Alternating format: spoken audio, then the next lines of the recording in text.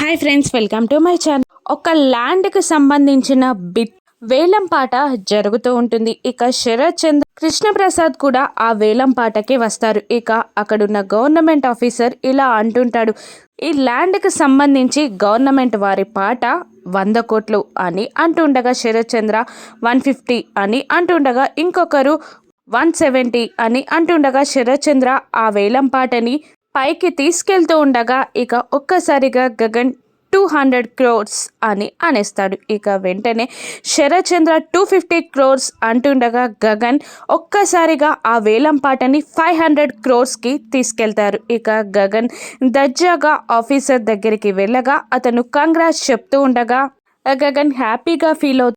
ఆ పేపర్స్ పైన సైన్ పెడుతూ ఉంటాడు. ఇక శరత్ చంద్రని అక్కడున్న వాళ్ళు ఇలా అంటుంటారు, ఏంటి శరత్ చంద్ర గారు, ఇది మీరు ఆ ల్యాండ్ని ఆ బిట్ని సొంతం చేసుకుంటారు అనుకుంటే ఇలా వదిలిపెట్టారేంటి అని అంటుండగా శరత్ చంద్ర ధీటుగా ఇలా సమాధానం చెప్తుంటాడు, ఈ వేలం పాటకి మనలాంటి తెలివైన బిజినెస్ మ్యానే కాకుండా తెలివి లేని మూర్ఖులు కూడా వచ్చారని నిరూపించడానికి ఇలా చేశాను అని అంటూ ఆ ల్యాండ్కి వచ్చే 5 yearsలో 200 crores కన్నా ఎక్కువ పెరగదు, కానీ 500 కోట్లు పెట్టి వేలం పాడాడు అంటే అది తెలివైన పనా తెలివి తక్కువ పనా మీరే తెలుసుకోవాలి అని శరత్ చంద్ర అంటుండగా ఇక గగన్ కూడా అంతే ధీటుగా ఇలా ఆన్సర్ ఇస్తూ ఉంటాడు, ఈ 5 acresలో ఎవరు చూడని విధంగా కళ్ళు చెదిరేలా ఒక టౌన్షిప్ నిర్మిస్తాను, దానికి పేరు నాకు కాబోయే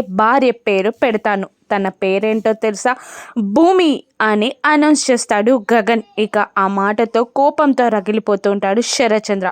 ఇక ఇప్పుడు భూమి పరిస్థితి ఏంటి, భూమిని శరత్ చంద్ర ఏమంటాడు, గగన్ని పెళ్లి చేసుకోవడానికి భూమి ఒప్పుకుంటుందా, రాను ఎపిసోడ్స్లో చూద్దాం. Thank you for watching.